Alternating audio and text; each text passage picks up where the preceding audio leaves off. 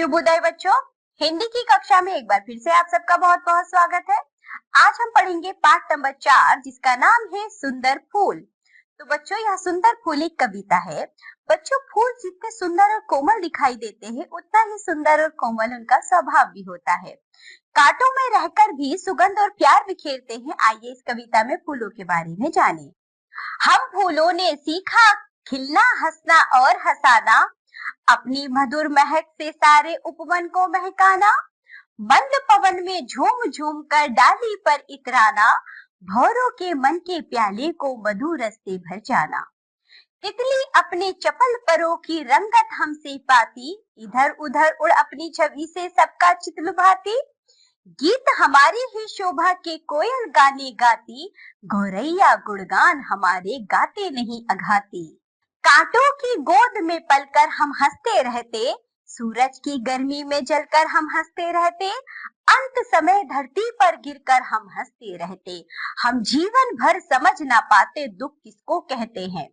तो बच्चों इस कविता में जो कि है सुंदर फूल के बारे में, फूल अपने बारे में बता रहा है कि जो हम फूल है ना, हम फूलों ने सीखा है केवल खिलना, हंसना और हंसाना। अपनी मधुर महक से, मतलब कि हम अपनी खुशबू से इस बगीचे को महकाते हैं और हम हंसते हैं, दूसरों को भी हंसाते हैं। मंद पवन में झूम झूम कर डाली पर इतराना। बच्चों जब हवा चलती है हल्की हल्की तो मंद मंद पवन में झूम झूम कर डाली पर हम इतराते रहते हैं फूल। भौरों के मन के प्याले को मधुर रस से भर जाना। जो भौरे होते हैं वह हमसे ही तो रस लेते हैं। भौरे जो है अपने रस के प्याले को हमसे ही भरते, यानी कि सुंदर फूल से भरते हैं। तितली अपनी चपल परों की रंगत हमसे पाती। तो बच्चों फिर तितली उड़ती रहती है, कभी इधर कभी उधर, और उसे देख देख कर सबका मन जो है बच्चों वह लुभाती है। वह अपने चित्त से यानी कि अपनी छवि से वह सबके मन को मोह लेती है, सबको लुभाती है। फूल कह रहे हैं कि जो ये कोयल गाना गाती है ना, ये हमारी ही शोभा के तो गाना गाती है। गौरैया गुणगान हमारे गाते नहीं अघाती। जो गौरैया गुणगान करती है, जो गौरैया गाना गाती है, वह हमारी ही शोभा के गुणगान गाती है और वह बिल्कुल भी बच्चों अघाती नहीं है, उसको कोई कमी नहीं होती है। उसका मन बिल्कुल भी नहीं भरता है हमारे गुणगान करते करते। कांटों की गोद में पलकर हम हंसते रहते हैं। बच्चों जिस डाली पर ये फूल लगे होते हैं उसमें कांटे भी होते हैं, कांटों की गोद में फूल होते हैं, लेकिन ये फिर भी हंसते हैं, हंसाते हैं, खिलते हैं। हम हंसते रहते हैं, सूरज की गर्मी में जलकर हम हंसते रहते हैं।